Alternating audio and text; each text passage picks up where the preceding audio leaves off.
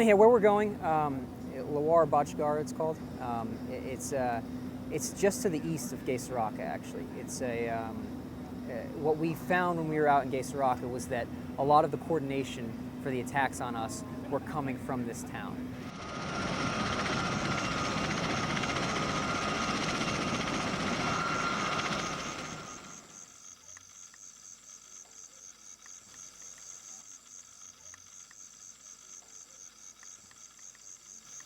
So the plan is to have to do some coordinate searches to see if we've got any IED material, weapons caches. Also, narcotics trafficking is obviously a big thing in this area, and intel supports the theory that this area could be where they refine some narcotics. So things like that is what we're looking for, as well as high-value individuals that we've identified, or that our battalion has identified for us. They could potentially be bedding down in this location. So that's the idea of this operation, is to try and find the leaders and try and take them out. Swing that stick. Where's the big white glove? Hey, we're pushing. Anyone want an AP4? Han, you want an AP4? No, I'm good.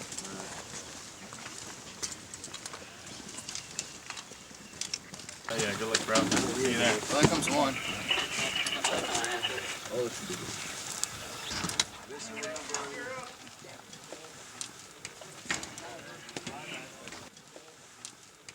What's up, homie?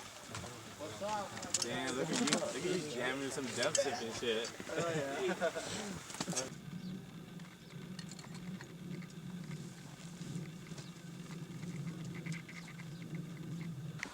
755 meters.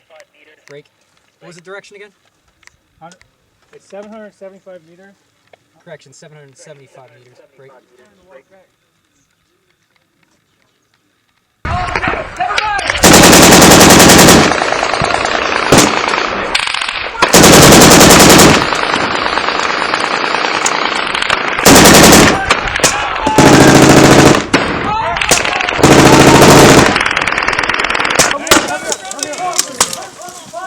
Hey, we're taking fire from 3 directions right now.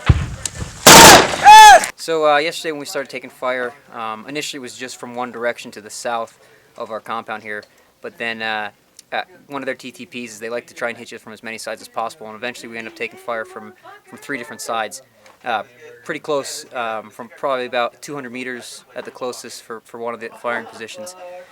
Luckily here we had it set up pretty well that we had machine guns essentially on every side of the walls so that we could engage them. We ended up engaging immediately with 240s, and once we got a good accurate area for where they were firing at us from, I was able to adjust mortars onto their position, and after about 10 minutes of pretty heavy fire, we were able to suppress them with our 240s and our 60mm mortars. Hey, Kajaki! Is that good? That church is good? Hey, you got us, put a mortar right there. No. Got it. All right, stay ready.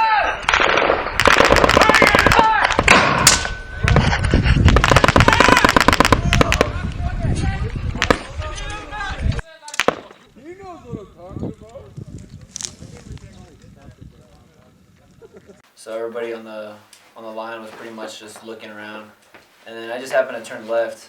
I saw 2 individuals poking their heads up. I immediately shifted my gun towards them, and then they dug down, and as soon as they dug down, they fired the RPG.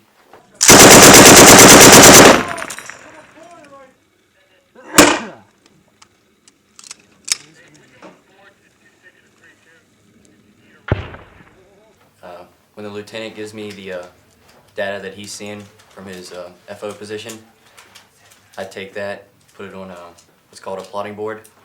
I got all kinds of different points and whatnot plotted on it.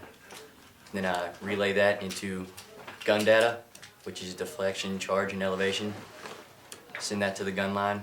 They get it up on the site, get the gun up on the stakes, and when we're given the command to fire, we'll fire.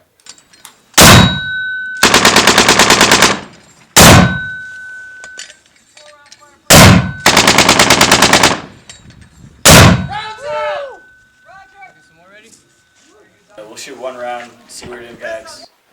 After that impact, we'll make the adjustment. He'll give us the new data.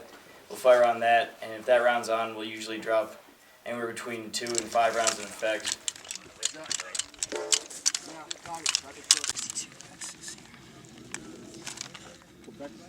Did you say 5.2 or 6.2?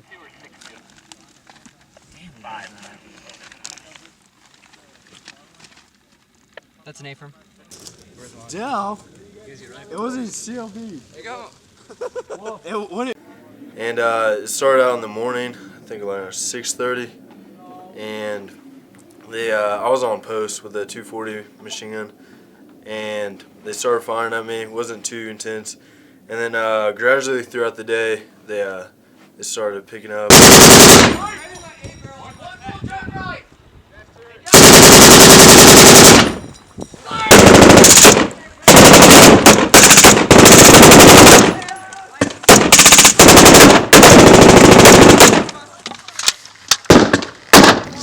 Part of the war, I guess. And it's kind of sucky to think about it that way, but if you don't compartmentalize anything, then you can't function, especially as a squad leader. If everything that happens that you see weighs down on you, then you're not going to be able to do anything. You're not going to be able to tell your Marines to go there, or to tell your Marines, hey, to do this or do that, because you're weighed down and you're afraid of anything to happen.